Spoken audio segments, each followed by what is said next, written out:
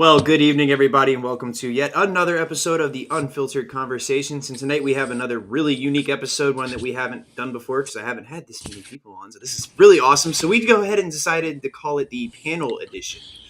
Tonight with me, as always, over to my left is Darren. We got a thumbs up from him. We got Anthony over here on my right. Hi, Anthony. Hi, Anthony. There we go. We have Walt Young over here beneath me there. And President Nice to Lincoln see you all. and Josh Hughes down at the bottom there. Lincoln, we got a very interesting perspective of Abraham Lincoln today. Yes, you do. Yeah, we do. So tonight's topic is there is no topic. I'm kidding. There's nothing. We're all just going to go ahead and talk about what we're doing in history, what we're reading. Then obviously the conversation is going to spin off and get wild like it always does. So we look forward to that. And if you're reading anything or you want to chime in with anything, please go ahead. So I'm going to start off with Darren tonight because Darren has sent me some really cool photos before we came on here. We were discussing sort of just what we're all doing. And again, Darren gave me some great stuff.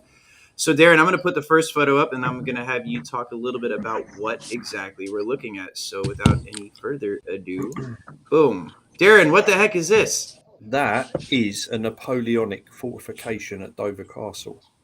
Really? So, Dover Castle is a really old site, obviously, but during certain periods of its history, they adapt it and change it, and that is one of them. Yeah. So, that's the outside of it. Okay, I'm going to go to the next one. And again, this looks like a hill. Yeah, that is a better view of it. So that is actually like a better view of the actual fortification. And that's the aerial view of it. Okay. And this? And that is a tower leading to the Dover Castle itself. Okay. And we have one more photo for you there. Did I already show that one? Yep, you've shown that I one. did. Okay, I already have that one on. Yeah, but again, over its time period, it's had so many uses, and one of those was the Napoleonic period because of where it is. It's literally 21 miles from Dover to Calais, and Napoleon was going to invade Britain, so they had to build a load of fortifications along the southeast coast of England to defend against an invasion, which didn't happen, obviously. But yeah, that was part of it. Dover Castle was part of that. Very cool. So we had a question. What am I looking at? Well, Darren just described what he's looking at, actually. He just told you it was Dover Castle.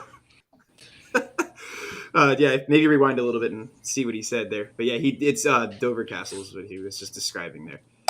They're in the UK.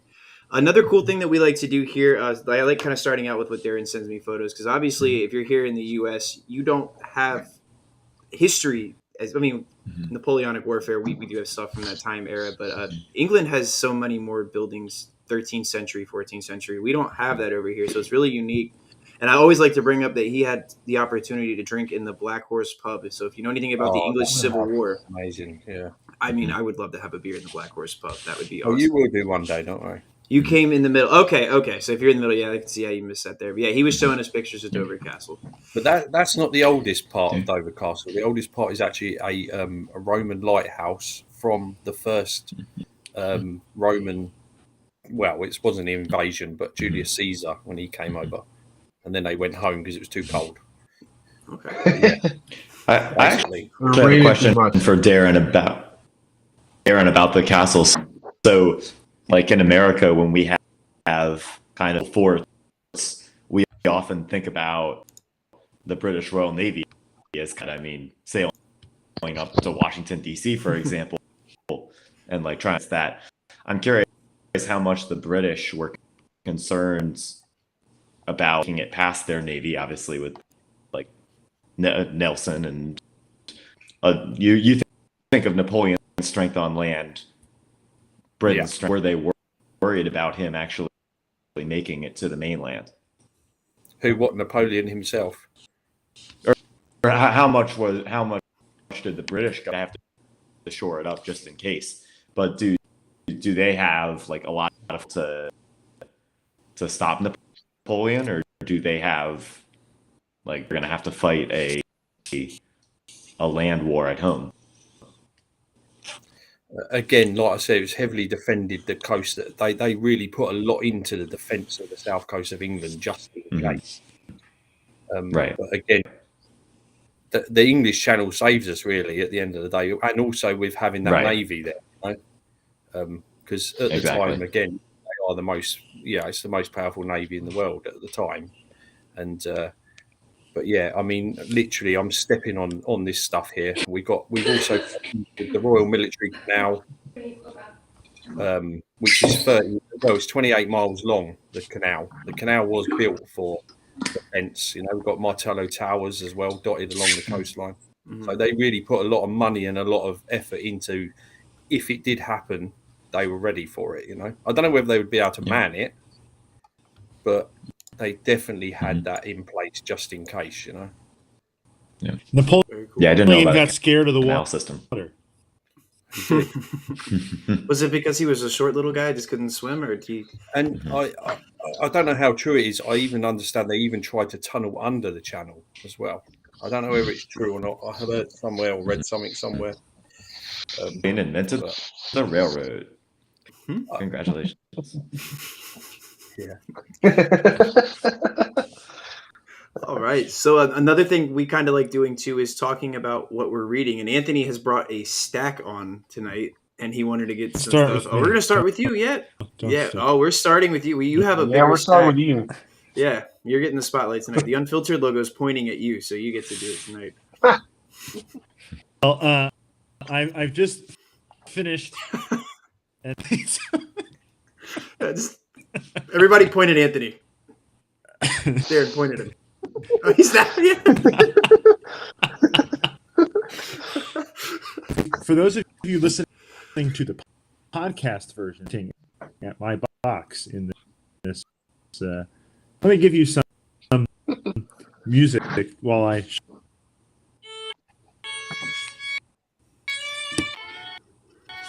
Here comes the first of 7 books that he won't choose. Yeah.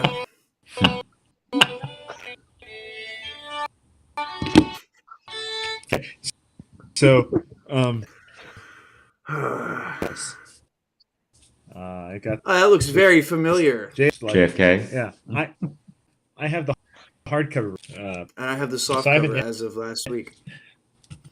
So that's on the list, folks. If you're watching out there and you think I should read, next Thomas. Ooh, George Henry Thomas. I'm a Thomas like fan one as of a the Virginian. people.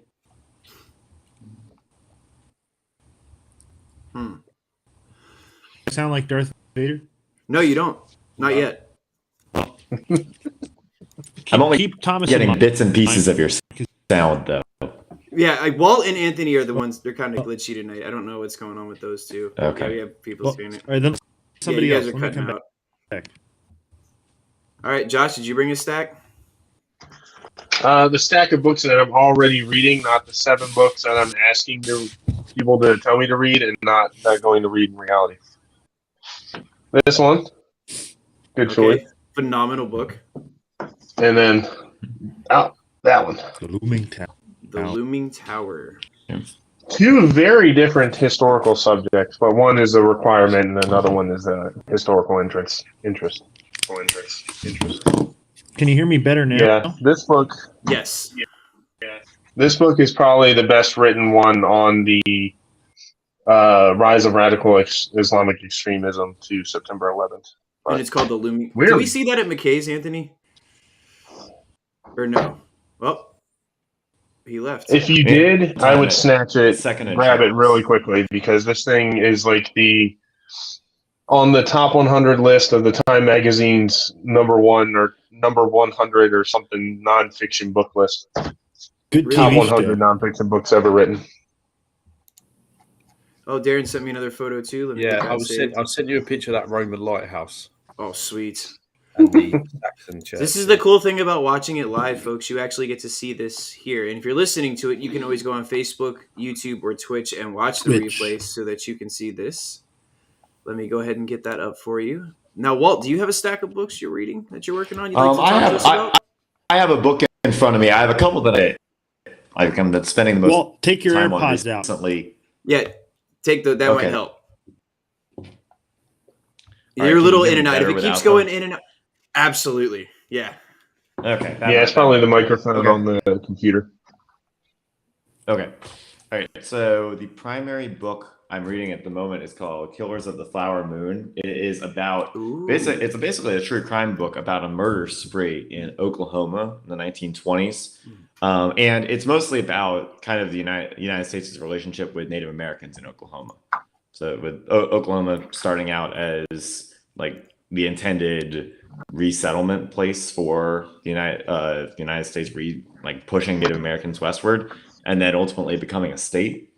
The tribe that's described in this book, called the Osage, manages to get basically a favorable treaty outcome, that they are able to keep rights to the oil that anything under the ground that eventually happens to be found in the place where they've been pushed. And once that happens, a lot of them get very wealthy from that. But somebody, we're finding out who at the moment, it seems to be kind of like rich, one of the richest people in town, is trying to go on a murder spree and direct people's inheritances through his basically nephew, who is married to a Native American woman. So he's trying to murder people in order to get as much of their wealth as possible. So it's an interesting book, kind of, and it's also one thing I didn't know about from it was kind of the U.S. in reaction to this, the people who run the U.S. at the time aren't really used to a lot of wealthy Native Americans corresponding with them, and they basically put steps in place to make them have to jump through hoops to get to see any of that money. So it's an interesting topic. It's pretty sad, but it also goes into the rise of the FBI, into the subheading. J. Edgar Hoover and an FBI agent under his command play an interesting role. So I did definitely worth the read, and I heard recently from a colleague that's about to be made into a movie. Oh, cool. So that's what I got at the moment. Well, Snow Thrasher 1 over on Twitch said, I'm going to read that one. It sounds good. So you've already gotten somebody interested into it. So perfect. Excellent. Perfect. Anthony, would you like to pick up where you were at? Yeah. Yes. So we got the Tale of the Two Virginians here. One's still in the shrink There's wrap, I other see. options. Yep. Yeah. Good this book. guy. Very good book. We got this guy. Decision in the West, the Atlanta Campaign of 1864. Well, I bought this 2 years ago. I was wondering about that. Anthony and I once took a road trip to Kennesaw Mountain Battlefield. Okay. Places. So and Atlanta. Yeah. I was wondering whether you would have gotten that there and been on the shelf for a while, probably. Another really good book. Oh, and I've seen Darren, that. I saw that one around the apartment, but and then the final two options we've got. Reagan, I was there when you picked that one up. We're not going to talk about how many I got that day. Joseph Goebbels. Yeah, why not? Goebbels. So, any feedback on which one sounds most interesting? Goebbels. They're all big books. Definitely. I mean, look at the size of something. Darren, your vote's for the German? Goebbels was the guy behind all of the publicity. Is that right? Yes. The propaganda. Yeah, he's that guy who was photographed by that Jewish photographer, and he was told that he was Jewish, and then was looking at the camera. And then, he starts by smiling, and then all of a sudden he's like, "Yeah, right." So what's the book actually about? So that book, it's a biography. Okay, it's a large biography. Very interesting. I would also vote for Lee by Gelzo. That's a great. Book. I started that and I put it down. Did you really? Was it too dry or what? Yeah. So we got. Or is your? I got bored. Does he disagree with your opinion of Lee? I know. That's refreshing to hear. We got one vote for Joe. We got one vote for Lee. What else we got? Well, I'm not going to call. I might vote for Thomas. I'm with you on Thomas too. He's a real Virginian. So that's 2 votes for Thomas. One vote for Lee. One vote for Goebbels. Okay. So I will vote. I will then read George Thomas. All right. I guess I should reach behind me and grab to prove Josh wrong in saying that I will not listen to y'all's judgment. Watch me take the shrink wrap off. Oh, we're gonna an unwrapping therapy video too. Wait, with music.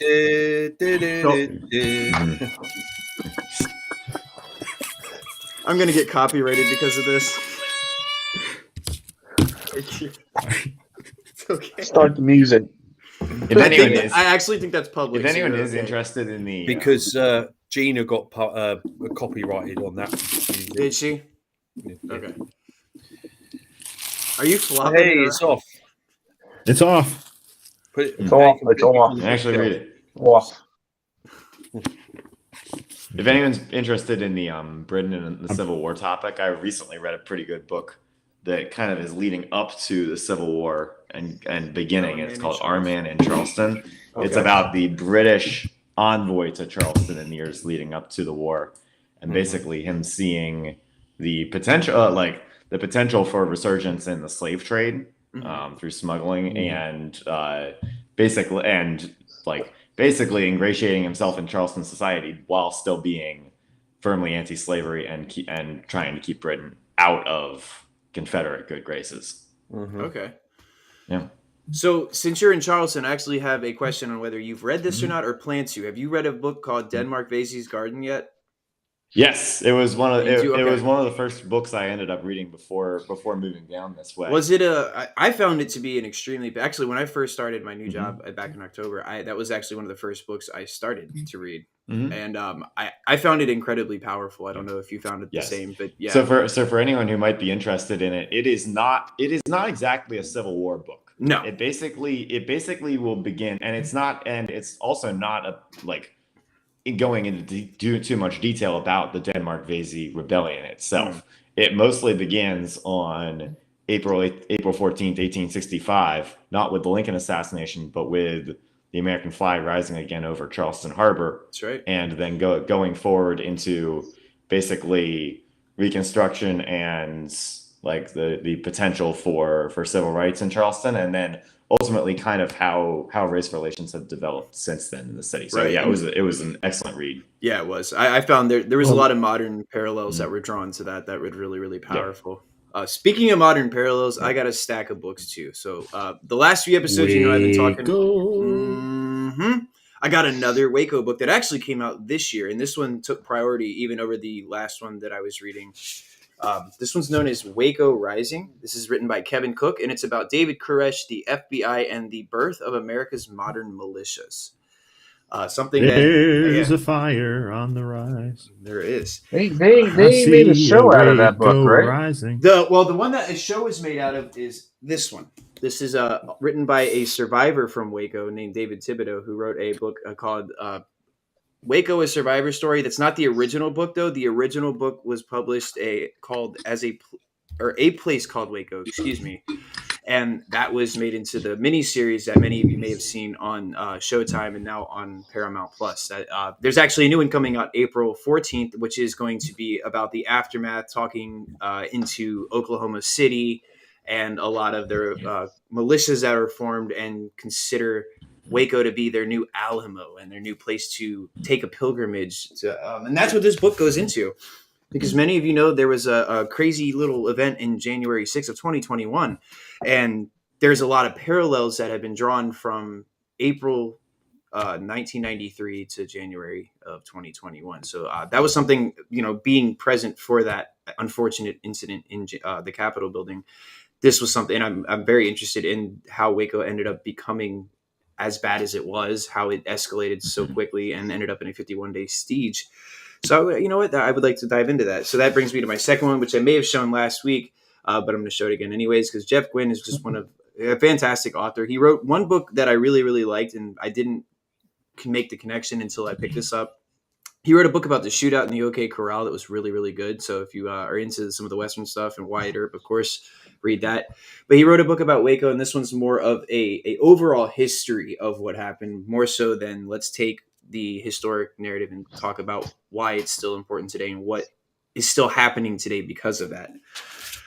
Of course, since I got on that topic, I figured why not? Let's just dive into a couple other cults. So I picked up a copy of Jonestown, also by Jeff Gwynne. And I felt that if I'm going to be reading about these different cults and why people flock to, I don't want to call them charismatic leaders because they're not that by any means. They do show signs of being charismatic, which is why people follow them. I felt like this book would definitely help me get a better understanding. So this is a general history of cults, predominantly in the United States and a few others. It starts out with Heaven's Gate, which to me is one of the most scariest cults ever. Because if you ever watch that video of Marshall Applewhite talking, you see his eyes like bulging out of his head. Like the dude looks completely cynical, and he's trying to get people to get on a comet and escape to Jesus Christ. Like that, it's just crazy to think that people were on board with this, but they were, and they went to such lengths as to commit mass suicide. So I wanted to get into the head and try to understand how somebody can convince a group of people to do that. Johnstown is cool, but was a bit humid for a bit. You need to go back to the other question, not a question, but the other comment about Tyler has more books. Oh, there is. Yeah, we're going to come back to that Johnstown comment in a minute because that's the difference. I want to just jump in there because I've seen Tyler's book collection and you're literally tripping over the damn things. I mean, in actual fact, have you ever seen Ghostbusters when the books were stacked up to the ceiling? That was one of them stacks, right up to the ceiling. So my linen closet is a book closet. It's the same way. The floor, it's got a pile here, and it's like quadruple stacked, and then each shelf just gradually rising to the top. He didn't have an air mattress or anything for me. I had to sleep on books. That basically was my bed. The hoarder. Okay, that's a compliment. Yeah, why not? And MJ Hennian on Facebook says, "Good evening, y'all. Good evening." Can we go MJ. to the Good evening? Can we go to the Johnstown comment again? Because damn, that was a bad one. That was a bad one. Damn, that was a bad one. Yeah. Stop. I get it. And I see that's not funny, Anthony. All right, so just to correct that one, we are talking about Jonestown in Guyana, not Johnstown, Pennsylvania. British guy is funny. Yeah, not Johnstown flood. Well, you got to be funny, and because no good at anything else. The commenter knows three of us, so of course she is the British guy. British guy is funny. I had him, so we took him to a brewery. Darren and I decided to do the Fredericksburg 159th because nobody here was doing anything. The park didn't do anything for the 159th. So we're like, let's go do something for it. Let's try to tell the story of Fredericksburg since it wasn't being told. And when we go in there and we start doing the tours, we decided that, obviously a beer is needed afterwards, especially after a long day of doing filming and videos. So we go to Strangeways. Losing 2 hours at Central Virginia Battlefield's Trust office with Terry. We did that too. Yeah, we stopped in to say hi to Terry, who's a really good friend of both Darren and myself, and we wanted to just see him, chat with him for a bit. And of course, anytime we all get together, it can be a very long time because there's just so many good conversations that come out of that. So when we get to Strangeways, there's this really weird room that we went into, and him and I are doing a live video, and we kept getting distracted by all the decor in there. There was like a baby with antlers on its head and a dog face, like sitting on top of the world. There was like, and Darren was walking around and providing commentary on every piece of art that was in that room. And that, if you ever want to watch it, that is on the Unfiltered TikTok. It's about a 3-minute video, and it's super funny to look at. So I would watch that in your spare time. One can say that the brewery was designed in a strange way. Do you get a rise out of this? No. You still got the Christmas cracker joke factory.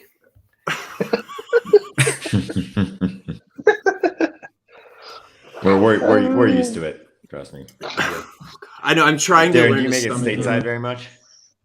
So I did make it over twice in the once in December 21 and then August last year. So twice in a short space of time, yeah. But now I'm skinned, so because of that. We took him to Yorktown, actually. We're going to talk about tripping over books, by the way. I'll definitely be back. I know Anthony pretty well. Yeah.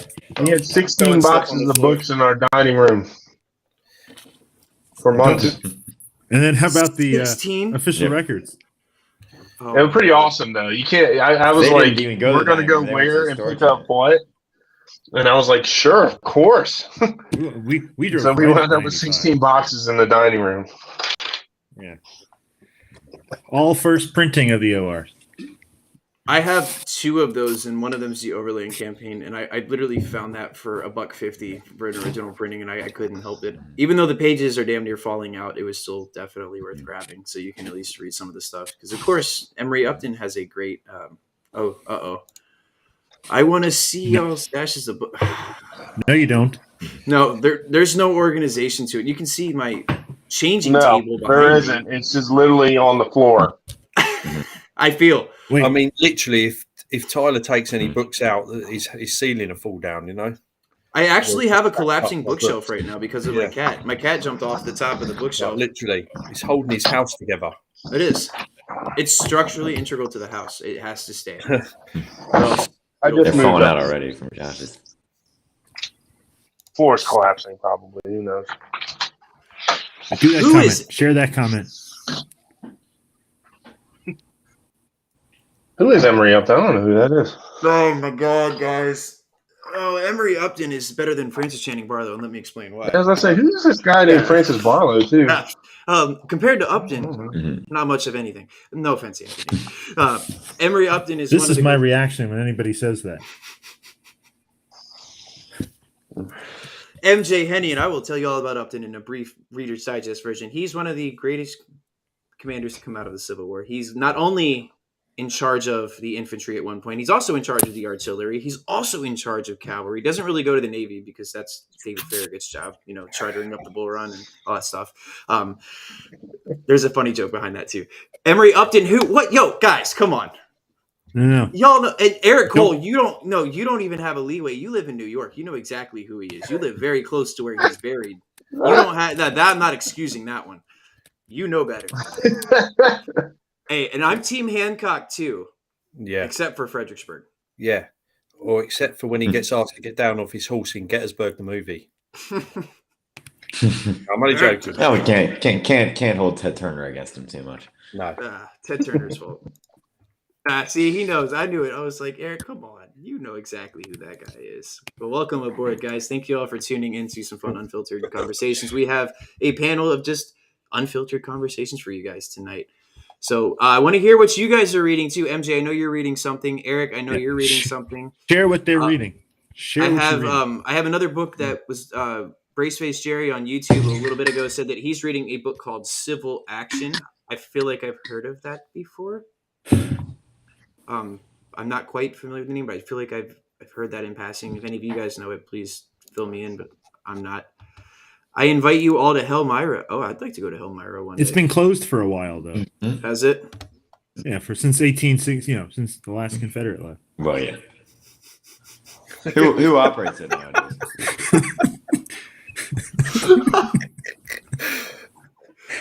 I mean, out the door. Yep. Technically, you are right.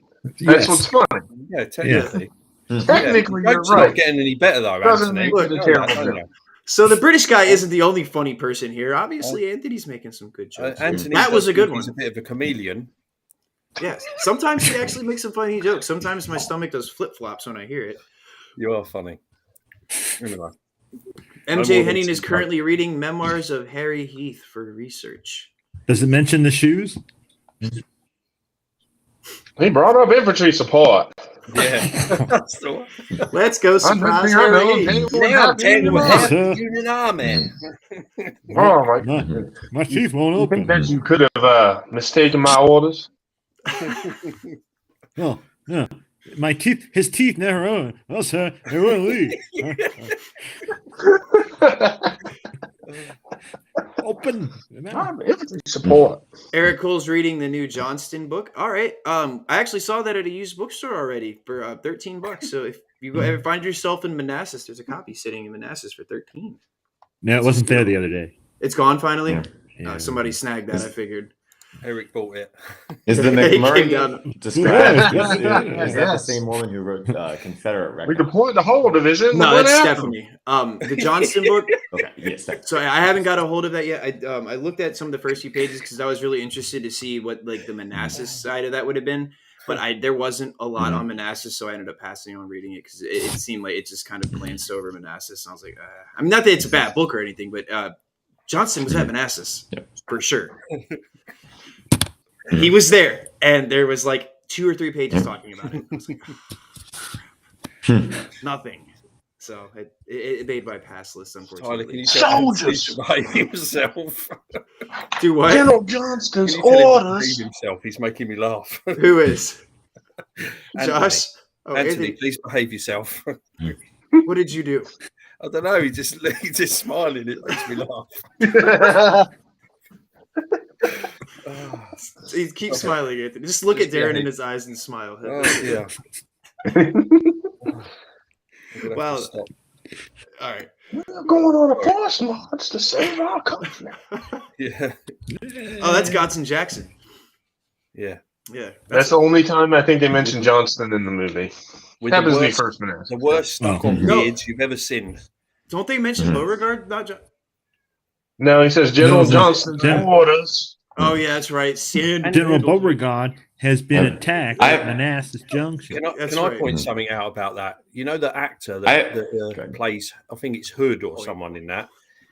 He's in Deadwood. He's the hotel owner. Mm-hmm. Have you ever noticed that? Mm-mm. Yeah, it's a good show too. Mm-hmm. See, we should have gone to the right. You know who's I missing? have a theory about. Oh yeah. This is a good comment. Let's see. Gotta read it louder with more zeal, Anthony. Ooh. He's challenging. Don't tempt him. What's that face? You just like your face. Well, I do have a. So John and Red, why are you? I was gonna say I do have a theory about kind of. I have a theory about Johnston getting overshadowed, which is that like the Confederate the previous Confederates who want to fondly remember their generals, they end up going for people with like style and panache. Is like that's a big part of the lost cause. I feel like I can hook up too. Take Beauregard for example. He's he's nothing but the gallantry of war and all that. And Johnston is just very methodical. Live to fight another day. Walt, I agree with you. He's like a swashbuckling pirate. I think he ends up shrinking into the background because of that. I spelled that wrong, but yeah. Beauregard is also the hero of Fort Sumter, so they don't want to sully Beauregard's reputation. Rather do it to Johnston than Beauregard. Well, the funny thing about Beauregard is that yes, he does he wins that first battle, and he's going to basically ride that for the rest of the war. Because and I mean at Manassas, his side wins. Everyone shit all the rest of the war. So I told you there's no time for that. He ends up running into his own aggressiveness quite a bit, which is why he ends up back in Charleston. Hold on, Darren. Can you do that accent one more time? Should have gone to the rat. I told you there's no time for that. You have an impeccable Southern accent. I'm sorry for interrupting you, but that gotta put that back up there again. into my head then. Yeah. Oh, and he slams his fist at Jeb Stewart. That's the best scene. I have told you there is no time for that. Well, let's take this since we're all doing Confederate stuff here. Yeah. Let's run with this a little bit. Okay. Never mind. I do have a cowboy hat on. Who are some of the worst Confederate officers of the war? The worst is actually Braxton Bragg, surely. Yeah. John Bell Hood. Yeah. I mean, he had to be strapped to his horse, a poor bloke, you know. I mean, thank you, MJ. Share her post. I did. Me. Bragg is the standard to me. Well, I know this who gentleman, you are. S401 Mayhem, was giving us some ridiculous orders the last time we did a living history. Yeah, I wouldn't follow him in a battle any day. I'm sorry. A lot of respect for you, dude, but no, God, no. The orders you were giving were very scary. They were based on the book. No, he was making stuff up. I think one of the worst was as an independent commander, great, but as a subordinate was awful. Thomas Jonathan Jackson. I agree with you. Yeah. Joan Wall Stackson wasn't that good. Yeah. Anybody agree or disagree? Feel free to comment. I agree. Well, frankly, you can also include Lee in that conversation. Absolutely. His subordinates were great, and then he was a terrible overall Army commander. Share No, that comment. Hey guys, let's put you guys here, and then you fight the battle, and I'll give you this very vague order. You go fight, and then I'll just stay over here and organize everything. Oh, look, all your subordinates are gone, and you have worse generals underneath you, and now you're up in the front getting yelled at by Texans to go to the back because they're not doing what you told them to do because it was a vague order in the first place. Oh, no. I have Kearney over Upton. Well, Kearney's a cool dude, but no. Kearney didn't reform the United States Army. Kearney died at Chantilly. Buried at Arlington. Yep. And his statue only has one arm. Honorable dude. But well, you know, no military. Kearney and Oliver Howard had something in common. Yeah, they could give each other. Kearney and Oliver Howard had something. No, they just had to buy one pair of gloves. And also, I'm going to get a lot of criticism for this, but I think Chamberlain's a little bit overrated too. Oh, Chamberlain doesn't even make my list of good generals. Chamberlain is overrated. Yeah. The only reason he's so famous because he was a writer. Yeah. He writes himself into the story. There's other people on Little Round Top, not just him. You know, other units, not just the 20th Maine. I'm sorry, but it's the truth. It is the truth, well, yeah. As Matt Atkinson points out, shameless plug for Matt, on the hill, the veterans, who statue did they put up? Gouverneur Warren. They didn't put up Chamberlain statue. Strong Vincent's really the hero of Little Round Top, to be completely honest with you. I would say Strong Vincent deserves more of the recognition. Let me say this. Terminator. All right, now you got Terminator. Yeah.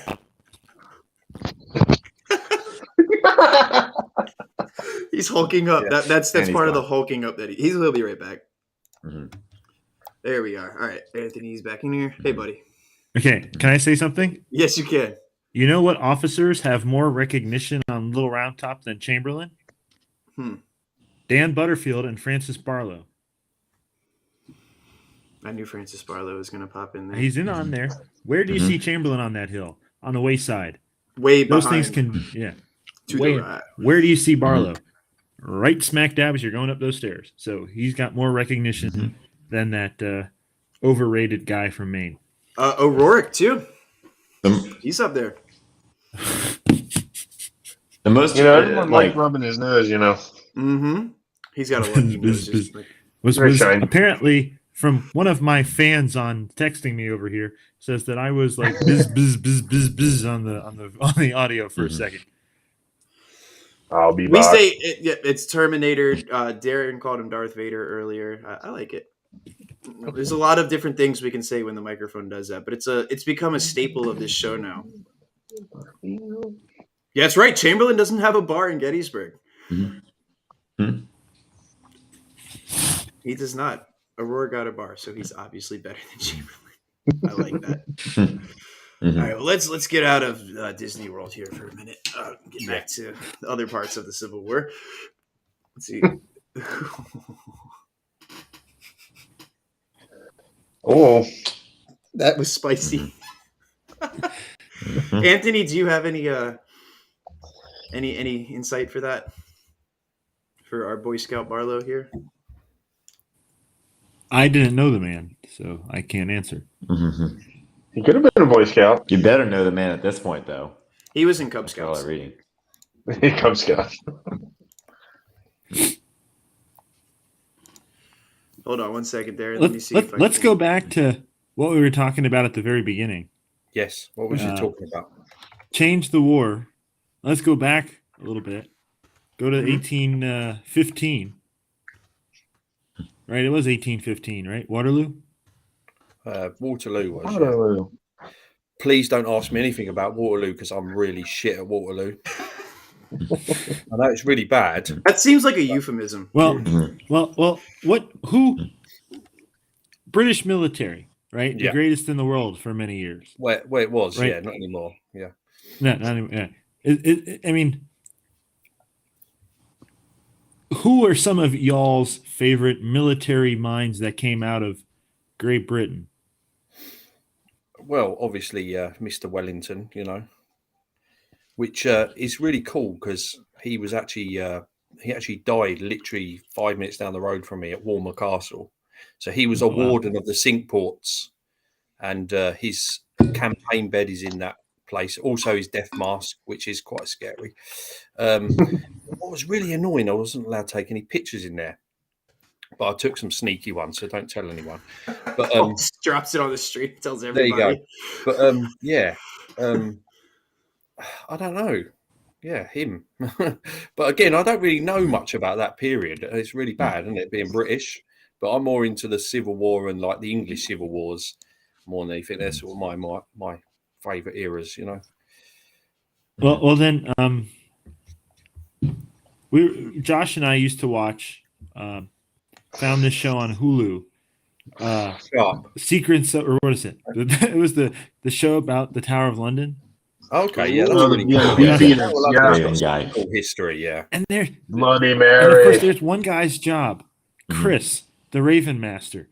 I mean, the ravens over there. The story, the myth behind those ravens is pretty interesting. If they leave, the whole country is going to fall. If they leave the tower, it'll fall down. Yeah. Yeah, that is a cool story. Tower of London's a pretty cool place. I actually have a reaction to Anthony's question a minute ago about like why we don't really think of that many British generals other than like our lack of secure knowledge. Is that I think the British Empire isn't really about like tactical military might. It's about just developing the most efficient system of world trade and like what we would think of today as globalization that we've basically ever colonization. Had. Like only maybe the United States today and maybe Rome or something on a smaller scale could have ever rivaled it.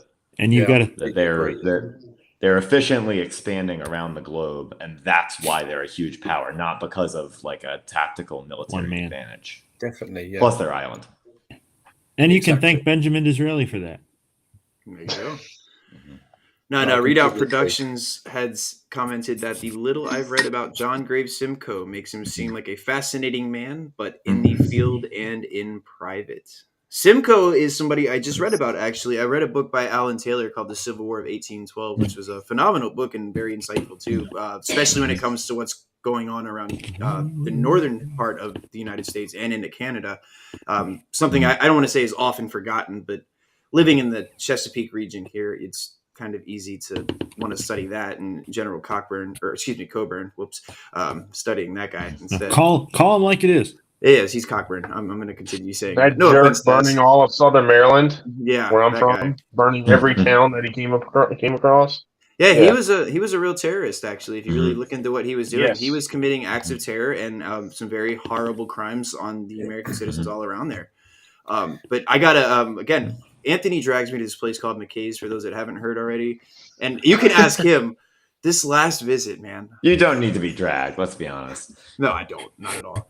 We had to get a shopping cart because I had a stack of books that was this tall, and I had to buy 2 more bags. And I even asked the guy, I'm like, "Are you sure this is gonna hold like everything?" He goes, "Yeah, they're pretty durable." And walking into my apartment, the strap broke off of the bag, so I'm down 1 McKay's bag already.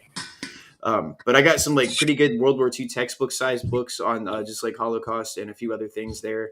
But the recent trip before that was a really good opportunity for me to get some 1812 stuff. So I got through The Perilous Fight, one of the books about naval warfare in 1812, and then a biography of General Cockburn, which I didn't even think one would exist. But the little bit of reading I've done about him, he's quite a little scoundrel.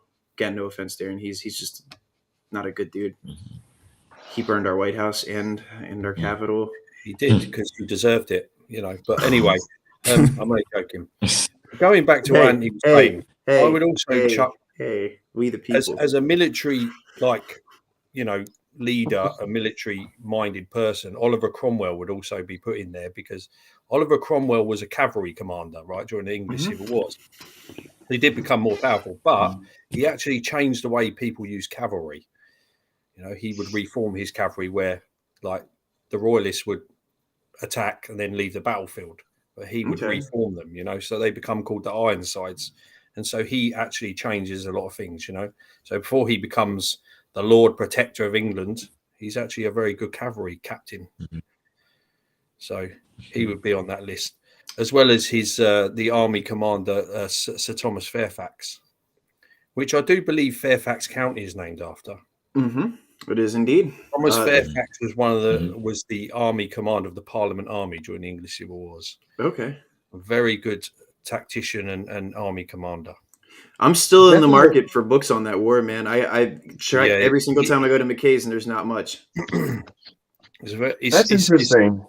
It's a complicated war, as in the build-up, and then it's also a very long war because it's 3 wars inside one war, technically. And then, of course, it also ends the rule of the King Charles I in 1649. He has his head cut off, and then from that point onwards, the monarch no longer has power like they had before. That changes everything.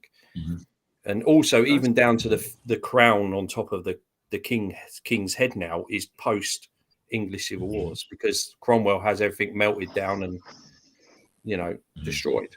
He does. I had a beer underneath a portrait of Cromwell last weekend.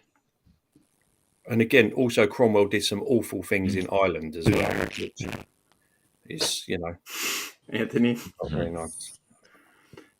That was an appropriate one for the Terminator. It was. Cromwell was saying, it's the back. Irish. Is that the same Lord Fairfax, though? Yes. Is that the same Lord Fairfax? I'm not sure. Let's It do might a be a look. descendant, maybe. Give me 2 So seconds. I was curious about that question. Is because Fairfax County is named after Lord Fairfax, Washington. the guy who owned the land. Yeah. Washington's friend. Maybe, Yeah. yeah. So I don't know if they're the same people. I'm doing I some know. quick research. So it's right now. research. Just like Walt's hometown. But one thing Lord that definitely Baltimore. happens, Thomas Fairfax VI, Lord Fairfax of Cameron. so he's probably related somehow, maybe. Leeds Castle, same Kent, name, yeah. England. Is that where he's Leeds from? Castle? Yeah, That's Leeds right. Castle Okay. is up the road from me. That was Henry VIII's favourite home, that one. But The son of Thomas Fairfax V. That might be the one you're referring to. so Thomas Fairfax, maybe. And Catherine Culpeper. Spelled different than Culpeper, Virginia, but now I'm wondering if that has any direct correlation. I mean, I don't know if you guys actually know, but English Civil War battles actually took place in America as well. Yes, it did. Yeah, one in St. Mary's City. I was wondering about And that. again, you had the split between parliamentarians and royalists in the new land as well, in the colonies. So definitely happened. Fights definitely broke Bacon's out. Rebellion is technically, and I read a really cool book about that. It's published by Oxford Press. There was a book that argues that the Bacon's Rebellion was technically an English Civil War battle fought, or an English Civil War rebellion here within the United States. What would be the United States? And then also what you get out of the English Civil War, you get the first ever professional British army, which is called the New Model Army. And they wear a red jacket or a reddish jacket. And from that, we will then end up becoming the British Empire. It sort of all starts. So as America's sort of from the ashes of the Civil War, you sort of grow up a little bit and you become a superpower eventually. It's a similar sort of situation, for Britain, and England. And that's how we became third priority on their list. You did, yeah. Well, it wasn't really our goal initially to become a superpower. Y'all kind of did it to yourselves. And then we got involved, had to correct that, and then we just happened to be the last one standing. That's how we have Budweiser cowboy hats today. That's right. Got that right. It's very John Wayne. I'm curious about the battle lines, since we were talking about English Civil War in America. other than like kind of the obvious Puritans settling Massachusetts, Royalists settling like Virginia and South colonies, is there like a kind of, in the Bacon example, is it kind of a Puritans as the outcasts in the United States, or the like the Bacon, it's Bacon's trying to stick it to the man in Virginia, blind with the anti-king faction? I think, and from my understanding, is it's more of a sticking it to the king type thing. Right. They were really upset with the relations that were going on between the colonists in Jamestown and the surrounding little branches that come out of that. Like, I don't know if you ever heard of Henricus, but that's another colony that's just outside of Jamestown that's almost as equally important, yet virtually goes unheard of. But all these colonies are starting to form bartering and like trade units with the Indian nations that are all spread out, particularly the Powhatan Nation. And a lot of the colonists aren't for that. So they're going to try and revolt against and be like, okay, no, you can't do this. And we're going to burn everything down if you continue to try. And of course, that's what ends up happening is they start going ham on everybody, if you will. Yeah, there's a fight that happens at St. Mary's City. Is there during the English Civil War? Yeah.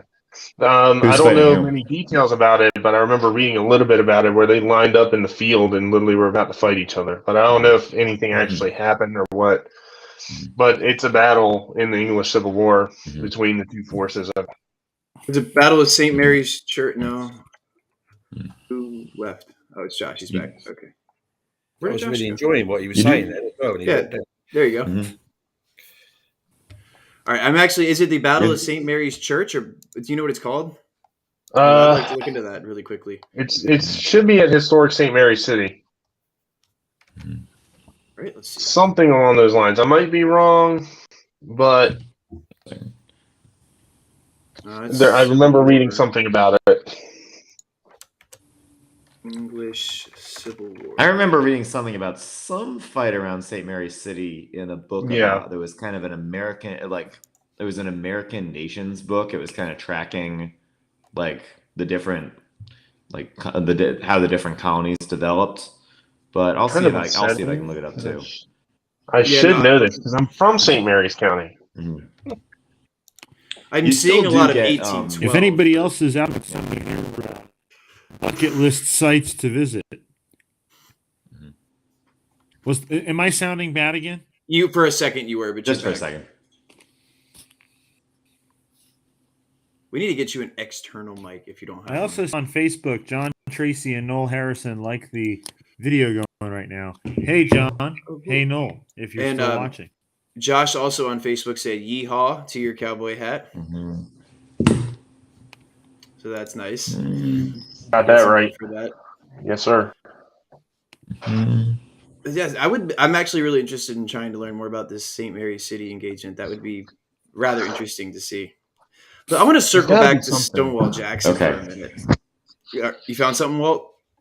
Yeah. Okay. So this is from it's called the book American Nations by Colin Woodard, which I think is like it's trying to trace the whole of American history through basically settlement waves, but I think it does a better job in the colonial era than later. But it's around the time of the Glorious Revolution, so post Cromwell, but when the coronation of William and Mary. So reports on the crisis in England grew dire in the winter of 1688. Anglican and Puritan settlers across Chesapeake County, Virginia, became alarmed that Maryland's Catholic leadership was secretly negotiating with the Seneca Indians to massacre Protestants. So then the long and short of it is the Virginians deploy armed units. The Marylanders react angrily. Then the Virginians get word of William and Mary's coronation. They're Protestants, so they get a little less mad. But then there seems to be kind of, reading quickly here, seems to be a kind of civil war within Maryland, like a lot of the Protestant settlers versus the Catholics who then ruled it. And so then, led by a former Anglican minister, the Protestants marched by the hundreds on St. Mary's City. And they end up, the Catholic leaders of the colony end up having to surrender. They're put under siege and they have to surrender. The surrender terms banned Catholics from public office and the military. It's effectively turning power over to the Anglican elite of like citizens of Maryland. So it's an interesting. Really didn't know like it rang a bell, but I really didn't know anything about it, despite also being from Maryland. Okay, are you from Maryland too? Worth looking into. Yeah, no kidding. And it does show how the Civil War mirrored the English. Interesting. Noel Harrison on Facebook. Well, Noel, it's always good to see you, and thank you for contributing to our conversation today. He says that Kevin Phillips's book Cousins' Wars blames restless East Anglia, if my 20-year-old memory of reading it serves, for both British Civil War and American Revolution. Okay, well, you just added another book to my Ghostbusters pile. And Noel Harrison also writes that another British Civil War battle in outskirts of future Annapolis in 1650. Check that out. So, Darren, you guys were your Civil War really encroached over into Maryland quite a bit. Yeah. It looks like. It's mainly because Maryland was created as a Catholic haven. Right. Okay, that makes sense. Isn't St. Clement's Island like basically the first landing spot for Catholics in Maryland? Yeah, that's actually Georgetown University owns the cross that the priest brought on the island. Really? There's a video on YouTube about it. They found it in a library somewhere in Georgetown, and we're like, what is this? And then they found out it was Father Andrew White's cross that he literally carried onto the island when they landed. Wow. Yeah, I are very fond memories as a kid because I lived in Colonial Beach for a little bit, and we would take our boat out to St. Clement's Island way before the reproduction lighthouse was there, when it was just that giant white cross up there. And I always wondered, in the back of my mind as a kid, why there's a huge cross there. And that makes sense. I mean, it's visible from the Potomac River too. If you're on your boat, you can see this thing just like towering over the island. It's a sizable monument, but it's a pretty cool one too. Noel Harrison, go ahead. About a decade ago, they rebuilt the first Catholic church in America. Did they really? Yeah, they rebuilt it because then they found the graves of Lord Calvert, the founder of Maryland. He was buried there, and they knew that he was buried under the altar. So then they rebuilt it on top of where he was buried. Okay. Then they just found the area where the colonial fort actually was. They're investigating it right now. You can actually look on their website and learn about it. Oh, that would be interesting to get into look at. Noel writes that St. Mary's City, British Civil War fighting was in the 1640s, which that sounds about right. And Snow Thrasher on Twitch said, "My history lessons for today." Thanks, guys. Well, you're welcome. Every day. Yeah, I hope we can give you some good history. That's what comes out of these conversations. You'll never know. I've been following the line back through the Fairfaxes, and again, you can trace back this. Was it the 5th or the 6th? Back to Sir Thomas Fairfax. It needs more research, but I'm going to look into it next time I'm on. I'm going to tell everyone about it. Oh, I'm excited. Yeah, we'll have to do a whole nother episode. We'll research it properly and make sure that it's all, I'll make sure to throw in some George Washington history for you. There's definitely a link there between them. Fairfax and Washington were pretty tight at one point. So I know that's probably not good news.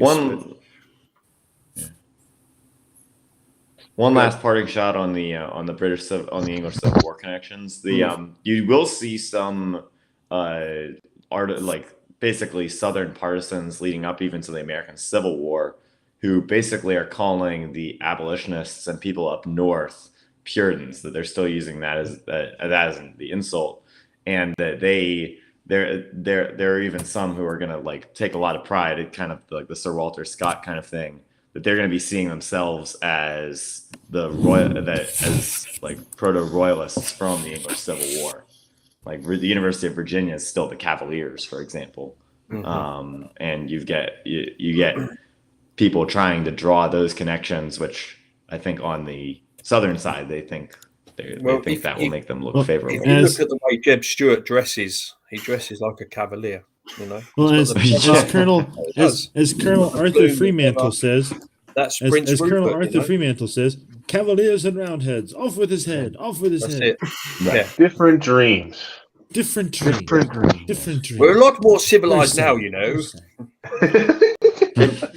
Daz, we're getting some interest in a George Washington episode potentially, so we may have to. I think all of us could have some fun with that. And then I'll just pop I have no idea who that man is or any big building in his honor. I have a good friend that is pretty familiar with George Washington, and Darren, I think you know exactly who I'm talking about. Oh, I know who you're talking about. Tim Wilging is super knowledgeable on Washington. Almost, I darn near consider him an expert. Well, I will say three people here may have a relationship to a tall, pointy thing related to the first president of the United States. And his grandson's house. Yeah. You are I'll adopted. The table, and every now and then I'll pop my head up. All right. Yeah. You should be a part of that conversation. Given what happened, I'm not sure if he wanted to claim that. If we're in that conversation, I will just summon the spirit of George Washington Parke Custis and just blow through the entire history of George Washington, and I'll become the expert. The Irish built it, damn it. Yeah. If you summon the spirit of George Washington Parke Custis, I will turn off the phone call because we will be here for 2-3 hours. Really? Yeah. And the president might be dead of eating bad cherries and milk.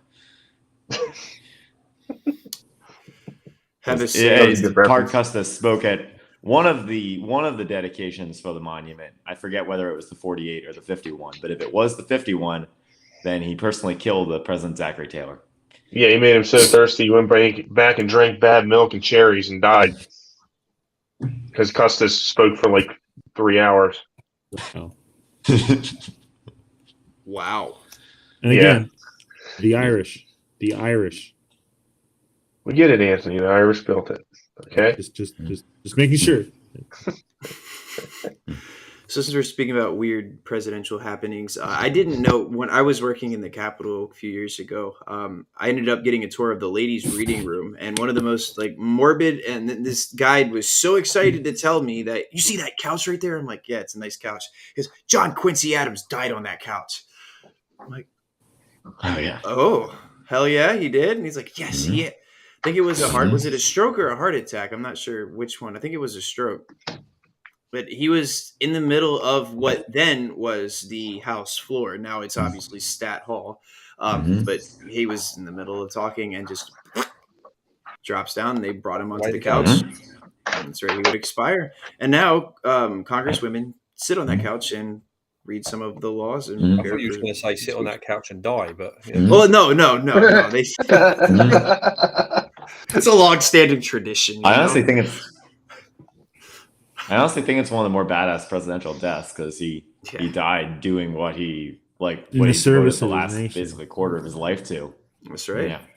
Yeah, I can see that actually. Yeah, that's and defending abolitionism. John Quincy Adams is very underrated.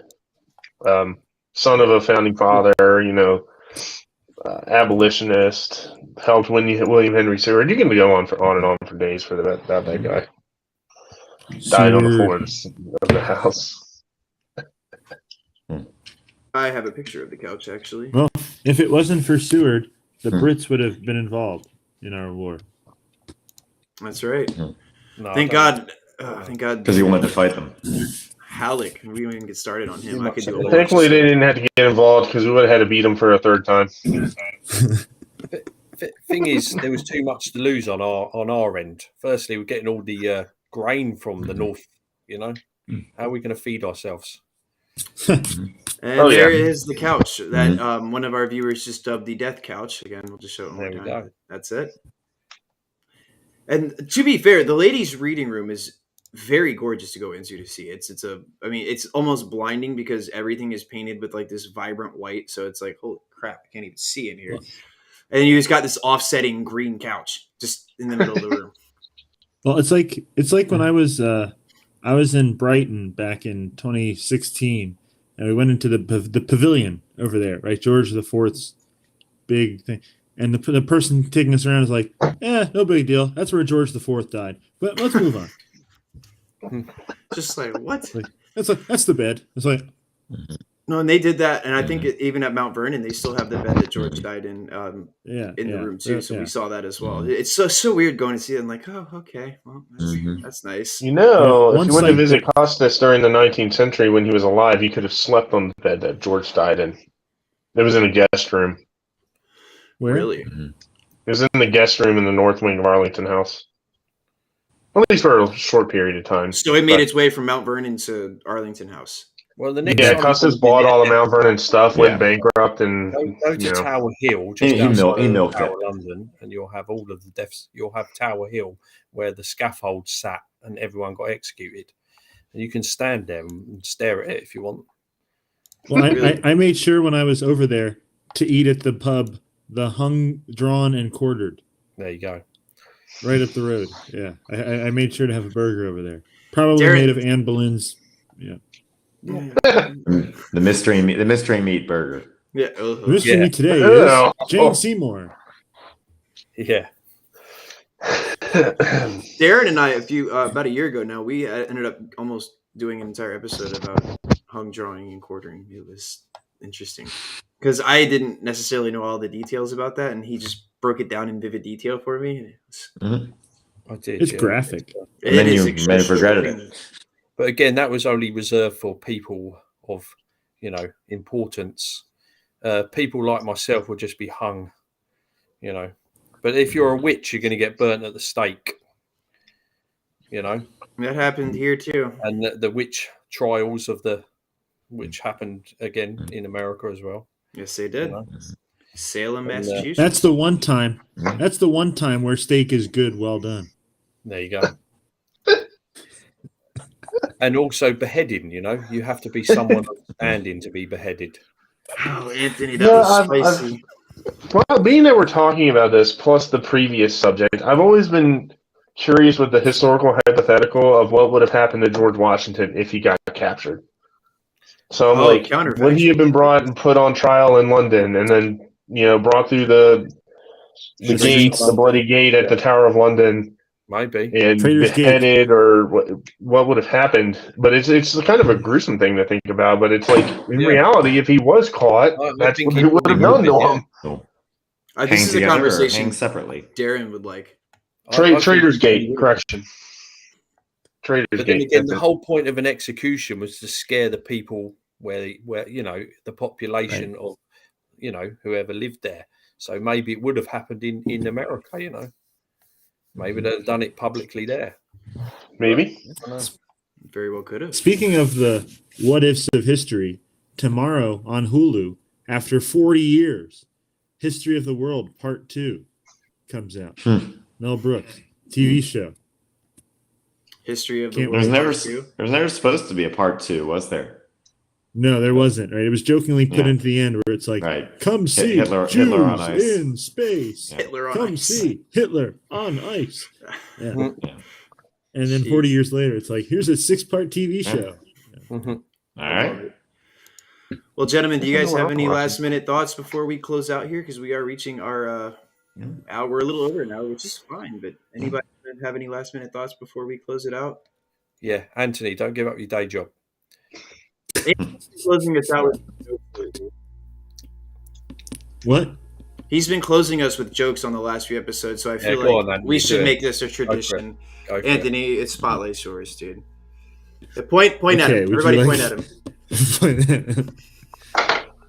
Walt, point. Boo that man. Okay. No, I got Boo that man. You're in the bottom left. Well, okay, here we go. I'm fingering your head. Oh, everybody point. I'm getting a picture of this too. What's the best part? For those of you still watching, please answer in the comments. What's the best part of Switzerland's flag? Go ahead and take a couple seconds to answer the question. What's the best part of Switzerland's flag? The answer? Well, it's a big plus. Or how about this? I said the joke wrong. Hold on. One last one. What do you need to start a zoo? 2 grizzlies and a polar. That's the bare minimum. Thanks, everybody. Have a good night. If you guys I have some closing words for Anthony. Oh, please. I have some closing words for Anthony, which are: fear will keep the local passions in line. Fear will keep the systems in line. Anyway, Fear a of this horse walked into the bar, and the barman said, "Why the long face?" Right. Anyway, that's it. Done. Wait, a farmer had lost his tractor. He ran into the bar. You know what he said? Ouch. Where's my tractor?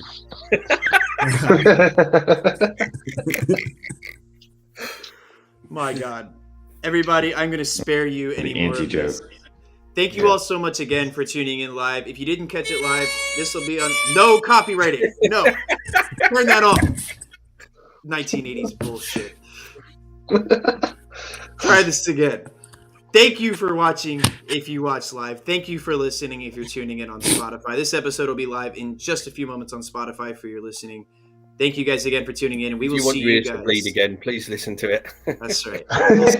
Bye, Lex. See you all soon. See you tomorrow, Lex. Bye, everyone.